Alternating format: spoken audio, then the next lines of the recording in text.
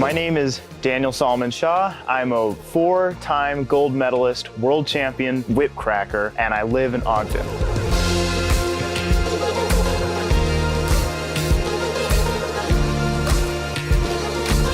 I started whip cracking ever since I was a kid, but I started getting really serious about it when I was 13, and that was 6 years ago. Won my first competition in 2020, and then the next one in 2021. What the competitions are like? Well, there's one competition in America that everybody has their eye on, and then there are several competitions that they hold in Australia, which is where the two-handed whip cracking originates. But I went to the one in California, and I won most cuts off of one piece of pasta with a whip. I got 9 cuts, and I won the double whip and the single whip freestyle. And I trained for those competitions by hours and hours of hard work in my backyard cracking whips. I do kind of have my own personal style in the whip cracking community. People probably would say I have a very smooth style, very efficient and very loud. And I think one person I know said that it was authoritative style. When I go at it with 2 whips, I can do some of the hardest tricks but make it look easy. I can go so fast and I can see it all in slow motion. And when I'm competing especially, I just feel like I'm sitting there watching myself compete. I don't feel like I'm here. I feel like I'm in a third-person view, watching myself do what I do best. And that's probably the coolest feeling, probably the best moment for me.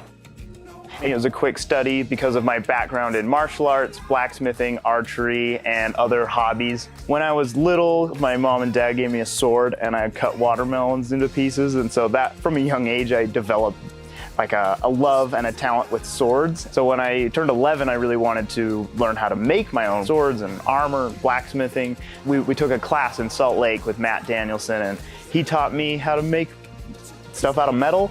And then I forged my own sword and basically made a dream come true with that. With archery, I started shooting arrows when I was really little. My dad bought me a bow and he showed me how to shoot, and then he got pretty close to the bullseye, and then he handed it to me and my first arrow hit the bullseye and he's like, "I've done all I can." But ever since then, I shoot arrows for hours and hours at a time. I've been able to accumulate hobbies and they've all complemented each other. I've been able to make tools for whip making with my blacksmithing skill set.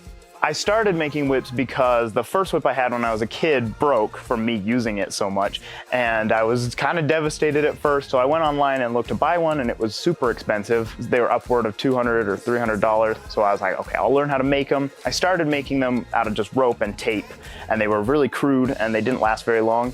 And then once I was frustrated with how quickly those wore out, I moved on to braiding paracord whips. It takes about 30 hours to make, and they're tapered from 14 millimeters down to a little piece of string. So they build speed as the loop travels down the length of the whip, and that's what breaks the sound barrier at the very end of the hairpin loop motion.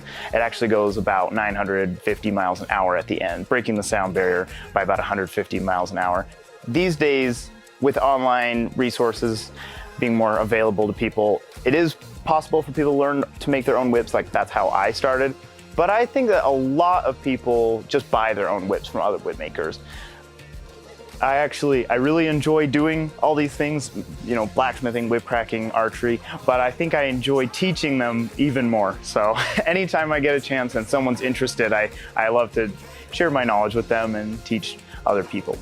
I think that in Ogden, there aren't enough of either of those. We need more blacksmiths and whip crackers in Ogden. I haven't really met up with anybody who does those things, especially to the degree that I do, but definitely in Utah, and there are blacksmith guilds across the country and across the world, and there's more and more whip crackers every day because of the internet, and so, but we need more in Ogden. You can't get enough.